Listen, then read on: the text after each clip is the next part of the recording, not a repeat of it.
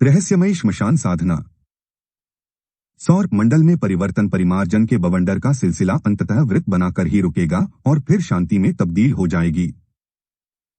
यदि औघड़ लोग खुले बदन धूप में बैठ जाए तो दिन भर के तपन के बाद ब्रह्मांड खौल तप जाता है, जिसके फलस्वरूप इतनी वर्षा होती है कि वह वर्णनातीत है। देखो दादा, मैं कह रहा था न कि जहां औघड़ का ब्रह्मांड तपा वहां वृष्टि चरम सीमा पराकाष्ठा को पार करने लगती है, नदियों को उद्वेलित कर देती है। अब सूखी लकड़ियों का मिलना भी दुर्लभ है, अग्नि प्रज्वलित करना असंभव प्रतीत होता है। गुरुदेव परमपूज्य अघोरेश्वर ठठाकर हंसे और बोले, घबराओ मत।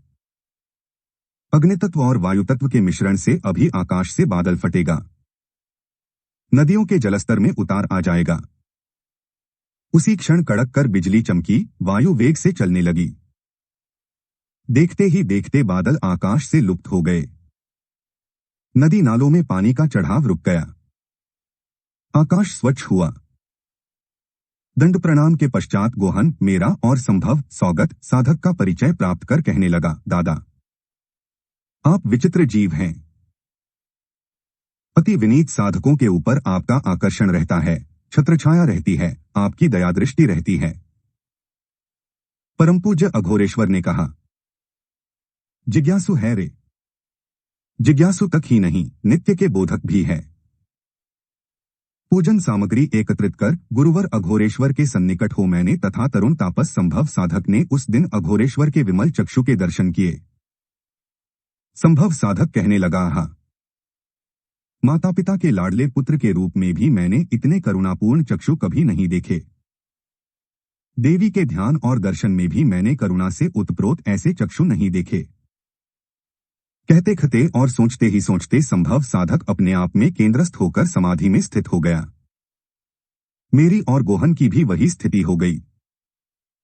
अघोरेश्वर को जमीन से 3 फीट ऊंचा उठकर पद्मासन में अवस्थित देखकर संभव साधक विस्मय विमूढ़ हो उठा।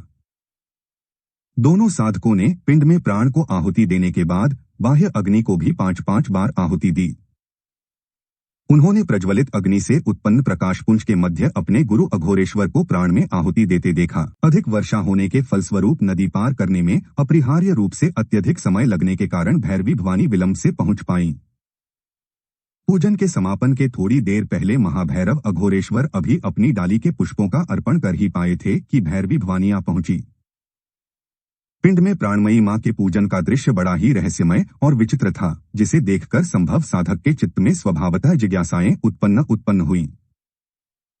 इसके पश्चात तत्काल ही अघोरेश्वर की देह से ज्योतिपुंज निकलने लगे, जिनमें मेरी, संभव साधक और गोहन की हूँ बफू अंगुष्ठ प्रमाण मूर्तियां दिखाई पड़ने लगीं। इन्हें दृष्टिगोचर कर हम सभी साधक चकित हो उठे। आगे हम लोगों ने देखा कि पृथ्वी के 3 फीट से भी अधिक ऊंचाई में आकाश में उठकर अघोरेश्वर पात्रधारिणी 2 देवियों के साथ अग्निकुंड की लपलपाती दीप शिखाओं के बीच पद्मासन में अवस्थित हो गए। तत्पश्चात मेरी, तरुण तापस संभव साधक तथा गोहन की अंगुष्ठ प्रमाण मूर्तियों ने उनके समक्ष प्रणिपात कर अघोरेश्वर की वाणियों का स्तवन प्रारंभ किया। तदंतर ऐसा प्रतीत हुआ कि आकाश में एक भीषण विस्फोट हुआ हो। चारों दिशाएं कंपायमान हो उठीं। श्मशान में स्थित पीपल वृक्ष के हरे पत्तों पर अग्निकुंड की ज्वाला और प्रकाश पुंज के प्रतिबिंब दीपावली के दीपदान की छटा को भी लज्जित कर रहे थे। माकरी की ध्वनि अनायास ही मुखरित होने लगी। इतने ही में एक क्षण के लिए श्मशान में बिखरे पड़े कपालमुंडों से अट्टाहास की तरह भयंकर आवाजें सुनाई पड़ी। धीरे धीरे इन कपालमुंडों से सुमधुर एवं ललित कंठों से पंक्तिबद्ध और छंदबद्ध ताललय सहित संगीत के मनोहर स्वर गुंजित हो उठे, जिससे पूरा वृत्तचित्त और वातावरण अपूर्व रूप से स्वप्निल, मोहक और आकर्षक हो उठा। सहसा अघोरेश्वर का दाहिना हाथ आकाश की ओर उठा। पीपल वृक्ष में एक बार जोरों का कंपन हुआ।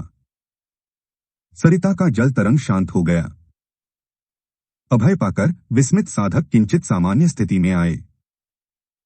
मेरी, तरुण तापस संभव साधक और गोहन की अंगुष्ठाकार मूर्तियां अघोरेश्वर की देह में प्रविष्ट कर गईं। साथ ही साथ पात्रधारिणी दोनों देवियां भैरवी की देह में विलीन हो गईं। इन सब अलौकिक दृश्यों के पटाक्षे होते ही संभव साधक ने कहा, दादा मैंने यह सब क्या देखा है? क्या यही कपालेश्वर का विहंगम रूप है?